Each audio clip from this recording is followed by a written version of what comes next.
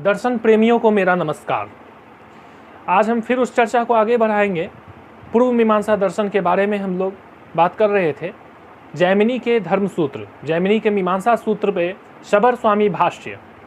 शबर स्वामी इस संप्रदाय के बहुत ही सबसे बड़े स्कॉलर, और उन पर ये दो व्याख्याएं प्रमुख रूप से, ऐसे तो और भी व्याख्याएं थी जो कि अब हम लोग के पास उपलब्ध नहीं है, उसमें दो व्याख्याएं उसमें जो उपलब्ध है उसमें भी एक जो विशेष रूप से भाट मत का विशेष रूप से सामग्री उपलब्ध है सभी, पर प्रभाकर मिश्र के जो गुरु मत है उसके बारे में हमें सामग्री थोड़ी कम उपलब्ध है। तो हम लोग कर्तव्य कर्म के बारे में, कर्म मीमांसा के बारे में बात कर रहे थे। तो ये जो पूर्व मीमांसा है ये कर्म मीमांसा नाम से ही प्रसिद्ध है। परंपरा के अनुसार ये महर्षि बादरायण के शिष्य थे। ये जैमिनी महर्षि बादरायण के शिष्य थे परंपरा के अनुसार। तो ये जैमिनी के कर्म मीमांसा वेद के पूर्ववर्ती भाग, जो कर्म मीमांसा भाग है, उसके कैसे व्याख्या किया जाए, उसका हर्मेन्यूटिक्स, उसकी व्याख्या कैसे की जाए, किस तरह से उसका अर्थ को समझा जाए, क्योंकि वो टेक्स्ट पर आधारित है, शास्त्र पर आधारित दर्शन। दो ही तो दर्शन है जो श्रुति प्रमाण पर पूरी तरह से आधारित है। एक पूर्व मीमांसा, उत्तर मीमांसा, जिसे कर्म मीमांसा और ज्ञान मीमांसा भी क्रमशः कहा जाता है, या फिर मीमांसा और वेदांत नाम से ये प्रचलित है।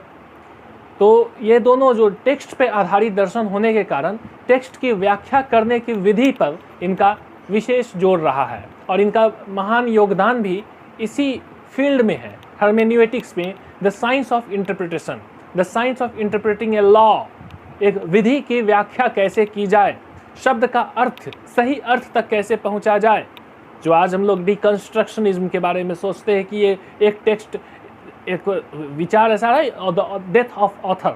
ये एक ऑथर जब ये टेक्स्ट हमने रख दिया, लिख दिया या प्रेजेंट कर दिया, कह दिया, तो कहने के बाद, लिख देने के बाद उससे लिखने वाले का अंत, उसका जो मूल दृष्टिकोण है वो अब कैसे पता लगाएगा। वो तो सुनने वाला जो लिसनर है या जो पाठक है वो उसका अर्थ अपने तरीके से लगाता है, अपने तरीके से उसको इनके वर्ड्स को कैसे सिस्टमेटाइज करे, कैसे सिंथेसाइज करे, एक दूसरे से कैसे जोड़े और कैसे अर्थ लगाए, वो लिसनर पर डिपेंड करता है। किस तरह से उसमें से मीनिंग, कौन सा मीनिंग उसमें से वो डिराइव कर सकता है। तो मूल उसका अर्थ क्या था, वक्ता का क्या नियत था, वक्ता का क्या इंटेंशन था, वो कैसे पता लगेगा। ये इस विषय पर, अब इस पर तो देखें कि यदि हम वर्ड्स की श्रृंखला है, शब्दों की श्रृंखला है, जो ध्वनि की श्रृंखला, ध्वनि से शब्द, शब्द से वाक्य, तो वाक्य जब हम लोग सुन रहे हैं, और वाक्य भी एक वाक्य नहीं कई वाक्यों को मिलाकर, तो ये जो पूरा टेक्स्ट है उसमें हम इंटर रिलेट कैसे करते हैं, कैसे एक शब्द को दूसरे शब्द से जोड़कर उससे अर्थ उससे एक्सप्रेस करते हैं, कैसे एक वाक्य से कोई दूसरा वाक्य से जोड़कर उससे फिर कोई अर्थ एक्सप्रेस करते हैं। तो ये विधि क्या होनी चाहिए, सही विधि। क्योंकि यदि बिना विधि के अभाव में, कोई प्रॉपर मेथड के अभाव में, मेथोडोलॉजी जब तक हमें, द साइंस ऑफ इंटरप्रिटेशन, इसका एक प्रॉपर मेथड जब तक नहीं हमारे पास हो, तो क्या होता है, तो आज के समय में ये बहुत अधिक ये देखने को मिलता है। अच्छे अच्छे स्कॉलर्स ये करते हैं कि किसी भी टेक्स्ट को ले लेंगे और उसके किसी सेंटेंस को, किसी प्रोपोजिशन को, किसी सेंटेंस को कोट कर देंगे, आउट ऑफ कंटेक्स्ट कोट कर देंगे। अब वो कंटेक्स्ट क्या है, वो किस संदर्भ में कहा गया है, वो संदर्भ से काट दिए। अब हम तो अपना खुद का एक ग्रंथ लिख रहे हैं, किताब लिख रहे हैं, और वो जिस टेक्स्ट के बारे में हम चर्चा कर रहे हैं, जिस टेक्स्ट का हम रेफरेंस ले रहे हैं, वो टेक्स्ट किस संदर्भ में है, उस संदर्भ के बारे में हमको कोई लेना देना नहीं किए। मेरा अपना एजेंडा है उस किताब को लिखने का, उसका अपना एक ये एक आइडियोलॉजी, एक कुछ अपने खुद के डॉक्ट्रिन्स है, जो हमारे सब्जेक्टिव कुछ ऐसे आइडियाज़ है, और उसे हम एक्सप्रेस करना चाहते हैं। और न सिर्फ एक्सप्रेस करना चाह रहे हैं, उसे इस प्रभावशाली ढंग से एक्सप्रेस करना चाह रहे हैं कि वो समाज के लिए, समाज उसको क्रियान्वित करे, समाज के क्रियात्मक पक्ष पर उसका प्रभाव पड़े। एक प्रकार से लिखना, एक किताब टेक्स्ट लिखना या किसी, ये जो लेखनी है, ये एक प्रकार से सत्ता की अभिव्यक्ति हो जाती है। एक प्रकार से ये पावर के, एक्सप्रेशन ऑफ पावर हो जाता है कि हम कैसे ये समाज को अपने अनुसार मोड़ दे।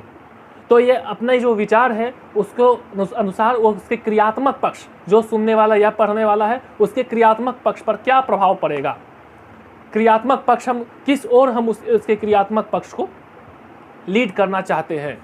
तो ये चीज़ उस टेक्स्ट में दिखता है। अब इसके लिए हम क्या करते हैं कि ये सामग्री जो जुटाते हैं उसको बल देने के लिए, उसे मजबूती देने के लिए, जब हम पहले से जो विचार रखे जा चुके हैं तो उसमें से जब हम सामग्री उठाते हैं तो अपने एजेंडा के अनुसार उसमें से फैक्ट्स का चयन करते हैं, तथ्यों का चयन करते हैं।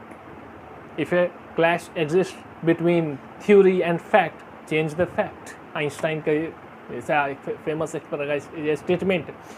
तो यहाँ अर्थ कुछ भिन्न, दूसरा संदर्भ है, वो संदर्भ अलग है, वो संदर्भ भिन्न है कि थ्योरी के ये बल देने वाले फैक्ट्स को सेलेक्ट कीजिए। इसका अर्थ ये नहीं कि फैक्ट को डिस्टॉर्शन करने के लिए नहीं कहा गया है, वो उन तथ्यों का चुनाव कीजिए जो उस थ्योरी को बिल्डअप करने में सहयोगी सिद्ध हो।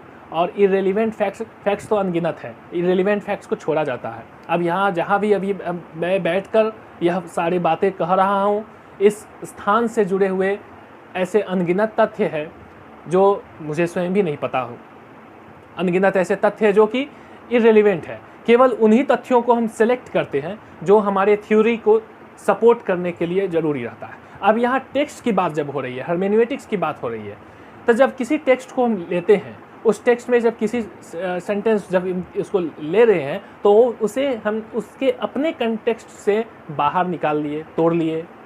अब उस कंटेक्स्ट से तोड़कर अपना जो अपने किताब जो लिख रहे उसके कंटेक्स्ट में उसको बैठा दिए।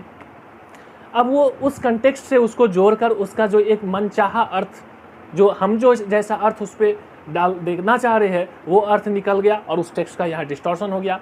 सेंटेंस तो सही है, करेक्ट, एकदम वही है, वही वाक्य है, उसी वाक्य को हम यहाँ पर रख रहे हैं। वाक्य में डिस्टॉर्शन भी नहीं किया गया, किंतु उसको आउट ऑफ कंटेक्स्ट कोट करके उसके मीनिंग को जरूर डिस्टॉर्शन कर दिया गया। उसका इनहेरेंट जो सेंस है, एसेंस है, वो जो अदृश्य तत्व है, उसका जो मीनिंग है, वो मीनिंग उसे एब्स्ट्रैक्ट वो मीनिंग है जिसको कि डिस्टॉर्शन कर दिया गया।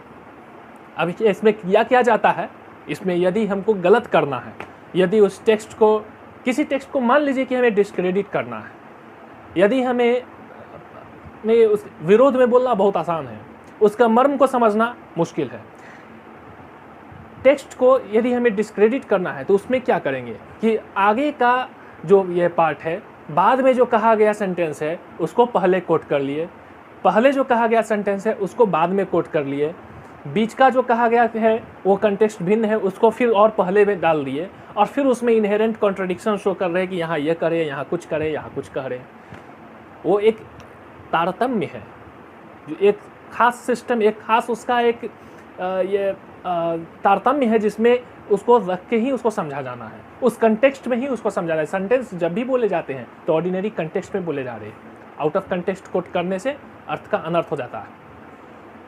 तो ये बात भारतीय चिंतन धारा में बहुत इस पर जोर दिया, इस पर बहुत ध्यान दिया गया था प्राचीन काल में। आज के समय में देखते ही है कि कई सारे ऐसे किताबें हैं जिसमें कि इस तरह से फैक्ट्स को बिना distortion, apparently fact is not been distorted at all, लेकिन उसका कुछ अर्थ एक स्थान से किसी अन्य स्थान पर ले जाकर उसका कंटेक्स्ट चेंज करके तथ्य में अब दिखा सकते हैं कि इंपेरिकल वेरिफिकेशन, वो तो इंपेरिकली वेरीफाइड है कि हाँ यह बात तो सही है, किंतु वह कंटेक्स्ट उसका अलग है, ये कंटेक्स्ट उसको देखना होता है। तो ये एक एरर एक होता है एड होमिनेम, कि किसी पर पर्सनल अटैक बिना किए, ठीक है, किंतु उसका जो कंटेक्स्ट है वो देखकर उसमें से इनहेरेंट जो सेंस है, मीनिंग है, उसको तो ज़रूर हमें ग्रैस्प करना चाहिए। तो अब वो ये कैसे होगा, इसकी विधि क्या होगी? न्याय दर्शन में ये वाक्यार्थ की 4 शर्तें बताई गई। वाक्य का अर्थ कैसे, द मीनिंग ऑफ सेंटेंस कैसे हम उसे पहुँचेंगे, तो उसके लिए 4 शर्तें बताई गई है। वो 4 शर्तें हैं आकांक्षा, योग्यता, सन्निधि, तात्पर्य, जिसमें से एक जस्टा पोजिशन, जो सन्निधि जस्टा पोजिशन भी आता है, तात्पर्य भी आता है, कंटेक्स्ट भी आता है। तो ये अर्थ प्रकट करने की योग्यता भी होनी चाहिए। एक उसमें यह कहा जाता है कि जैसे यदि कोई वाक्य, कोई सेंटेंस भी बोलना है तो उसका एक शब्द हम अभी कहे और एक शब्द फिर 2 घंटे बाद कहे, फिर तीसरा शब्द 4 घंटे बाद कहे, तो उससे फिर मीनिंग नहीं निकलेगा, एक विशेष उसका तारतम्य होना चाहिए। तो इस तरह से कई शर्तों पर विचार, बहुत ही भली प्रकार उस पर विचार किया गया था। तो उसी प्रकार मीमांसा दर्शन इस पर बहुत अधिक फोकस्ड है, इस बात पर कि हम उसका सही अर्थ तक कैसे पहुँचेंगे।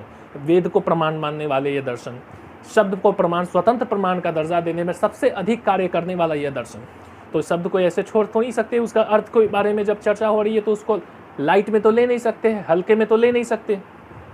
तो अब उस शब्द का अर्थ हम कैसे पता लगाएंगे, तो उसके लिए ये एक विधि बताते हैं कि विधि वाक्य, सभी सार्थक वाक्य, विधि वाक्य, इम्पेरेटिव सेंस, जब भी किसी टेक्स्ट का मीनिंग हम एक्सप्रेस कर रहे हैं, मीनिंग जब भी हम इसमें से निकाल रहे हैं, तो ये जरूर देखना चाहिए कि उसका इम्पेरेटिव सेंस क्या है, इनहेरेंट वह सेंस कि उसके क्रियात्मक पक्ष पर क्या प्रभाव पड़ रहा है।